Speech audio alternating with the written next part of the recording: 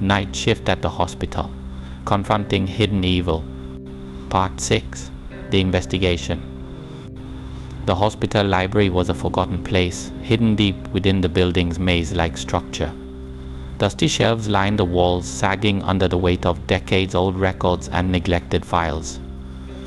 It smelled of mold and aged paper, a place where secrets lay buried, waiting to be unearthed. The dim, flickering light cast long shadows, turning every corner into a potential hiding place for the unseen. It was here that Hannah and Laura decided to begin their search, driven by fear, desperation, and an unyielding need for answers. The air was thick with tension as they flipped through files, their hands shaking. Hannah pushed back a strand of hair that had escaped her ponytail, her eyes scanning page after page of faded ink. "This is pointless," she muttered, frustration and exhaustion seeping into her voice. "There's nothing here, just records of patients, treatments, everyday stuff." Laura didn't look up. "There has to be something. We can't give up." Her voice was tight, determined.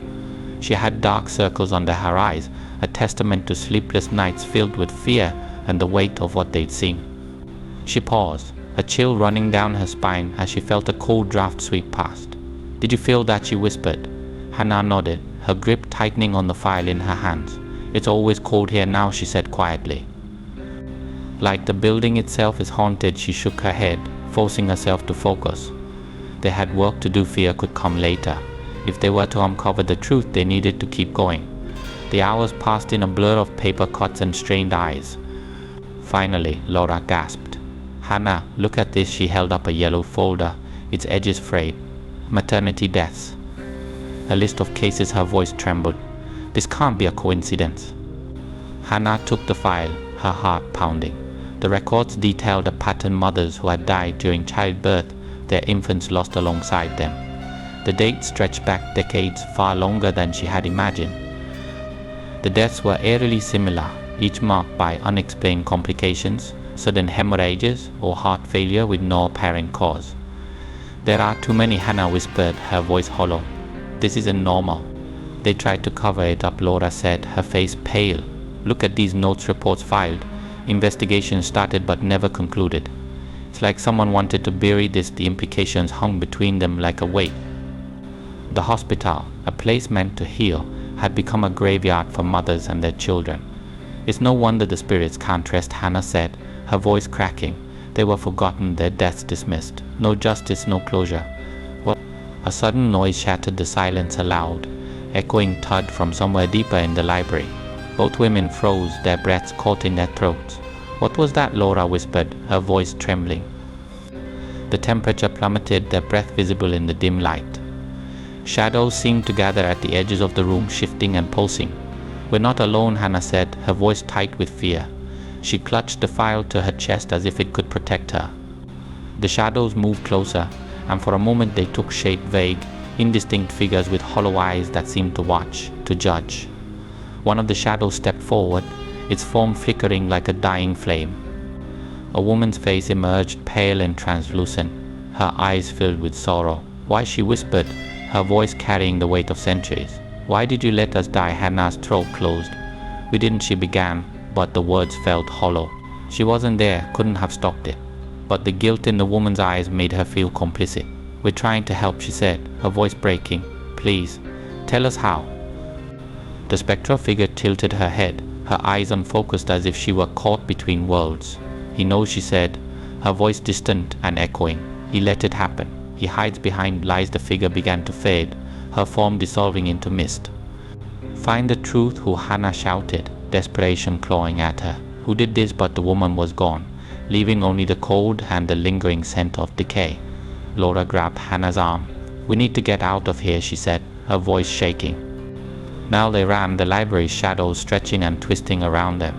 The files in Hannah's arms felt like lead, the weight of countless tragedies pressing down on her. When they finally burst through the doors and into the main corridor, they stopped, gasping for breath. The air was warmer here, but the oppressive sense of being watched remained. "Someone knew," Hannah said, her voice raw. "Someone let this happen. And they've been covering it up for years." "Dr. Clark," Laura whispered, the realization dawning on her. "He knows something. He's always known." Hannah's mind raced. Dr. Clark had dismissed her concerns, tried to silence her. But why? Was he complicit or was he afraid? Either way, he was part of the hospital's dark history. We need to confront him, she said, her voice hard. He's the key. They spent the next few days piecing together more of the hospital's history. Old newspaper clippings, hidden reports, and testimonies from staff long gone. The picture they painted was grim, a pattern of negligence, of cover-ups, of something far more sinister than mere incompetence.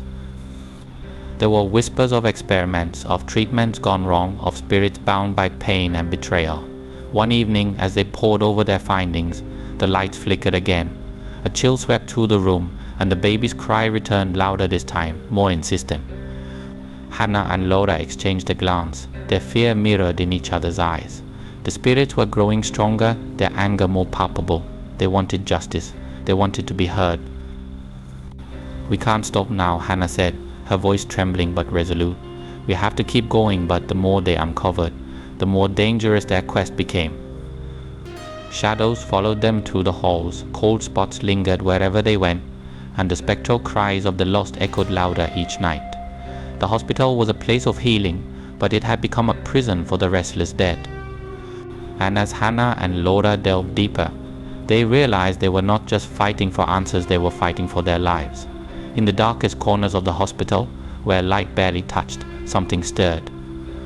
It had watched them, waited for them, and it was not pleased. The shadows grew darker, the cold more biting. The spirits were restless, and the hospital's secrets were about to come crashing into the light.